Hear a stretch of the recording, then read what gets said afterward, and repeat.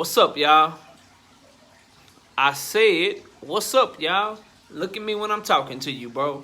Nah, I'm just messing with y'all, man. This is your boy Knockout Boxing 86 TV, and we in here. So check this out, y'all. Before we get going on our video, y'all smash that like button, subscribe to the channel if you're new here, share the video, turn on your notification, and go follow me on Twitter at KOBoxing86TV. And also, if you got a breakdown or a prediction you want me to do, knockoutboxing86@yahoo.com is the email address. And also, what was I going to say? Oh, also live shows, man. Live shows every Wednesday night, 7:30 p.m. Central Time. I break down and predict all the hottest topics in boxing. Live show on Friday night, 7:30 p.m. Central Time. We preview, break down, and predict all the upcoming fights for that weekend. And also live show on Sunday mornings, 9 a.m. Central Standard Time, where I go live with KC Boxing Network, and we break down and react to all of the action that we saw that weekend. So y'all come check out our live shows, man. They're fun, they're interactive, and I really enjoy chopping it up with you guys in a live setting. Now, let's get to it, man. Finally, bro. Finally, all these dudes in the Canelo Alvarez sweepstakes, we finally got some people stepping up and trying to go out and build their own legacy, man. Shout out to Top Rank, Artur Beterbiev, Joe Smith Jr. Looks like they are coming to an agreement where they going to fight in a 3-belt light heavyweight unification fight in the summertime. And that's a big-ass fight, not only for the light heavyweight division, but for boxing. For all of y'all that's been following the show for a long time, you know this. But for those y'all that haven't, like, I agree with the Canelo should fight Charlo, or Canelo should fight Andrade, Canelo should fight Benavidez. I agree with that. But Canelo ain't the end-all, be-all for me as a boxing fan. So I also push, yo, Charlo, you was talking reckless about David Benavidez. Shit, you need to fight David Benavidez. You can't change your energy now that he done responded to you. I'm also, yo, Charlo, Demetrius Andrade won't fight you. He petitioning this shit to fight you. He calling you out. You can't be talking about you are already rich. You can't be talking about you'll never fight him because what he did to your brother. I know Jermell Charlo is only like a minute or two younger than you, but Demetrius Andrade screwed over your baby brother, bro. He screwed him out some money, and he won't fight you. So you get to unify, you get to get a big bag, and you get to get back for your brother. Why you ain't trying to fight Demetrius Andrade? Yeah, that's me too. Yo, Demetrius Andrade, look, Charlo don't want to fight you.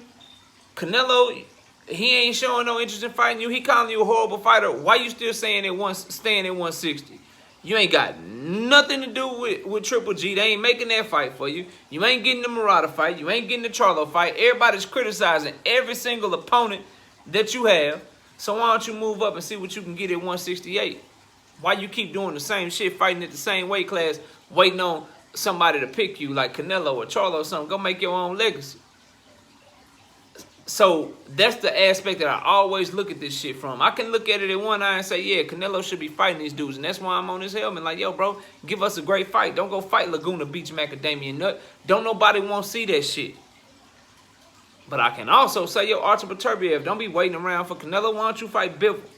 Why don't you fight Joe Smith Jr.? Yo, Joe Smith Jr., don't be waiting around for Canelo to pick you. Why don't you fight Bivol? Why don't you fight Beterbiev? Because when you do that, you do two things. You build your own legacy as a great fighter and a pound-for-pound fighter in your own right, and if you do want that Canelo fight, you eliminate opponents. All these dudes that's moving from 160 to 168, all these 175-pounders, they should be trying to knock each other off to give Canelo nowhere to go and make the fight with him as big as possible, make they self a star, bro.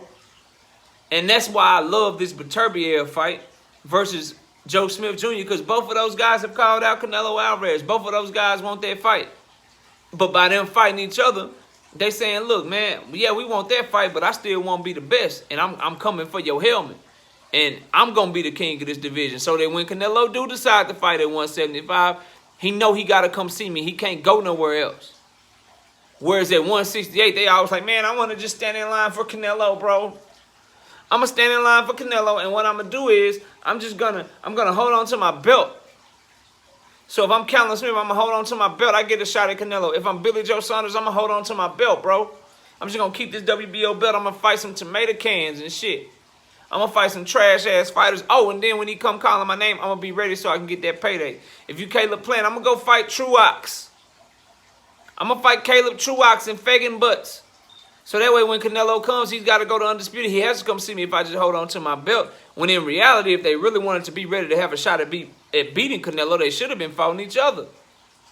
Maybe Caleb Plant, let's say he fought David Benavidez and he beat David Benavidez, which I don't know. I ain't going to say who I got in that fight. It's a fantasy fight. But if he had beat David Benavidez and fought him when they was in talks and fighting, number one, he would have been unified. So Canelo would have had to come see him. Number two, he would have been more prepared, bro. Fighting somebody like David Benavidez can get you prepared for Canelo. Fighting somebody like Caleb Truax don't get you prepared for Canelo Alvarez. So I like at 175 that they like, look, Canelo, you undisputed at 168. You got David Benavidez knocking on your door about to be your mandatory. You got Demetrius Andrade fighting Zach Parker at 168 in the title eliminator. He might be your mandatory. You got David Morrell Jr., the regular WBA champion. They trying to consolidate belts and shit. He might be your mandatory soon. That's a lot of smoke down there at 168. By the time you get up here to 175, one person going to reign supreme. You're going to have to see me and me alone. And that's the route that Beterbiev, that's the route that Joe Smith Jr. are taking by taking on this fight. So salute to both of them.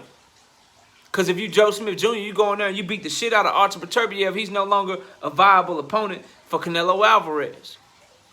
You Artur Beterbiev, you go in there, you beat the shit out of Joe Smith Jr., he's no longer a viable opponent for Canelo Alvarez if you move up to 175. And, more importantly, you building your own shit.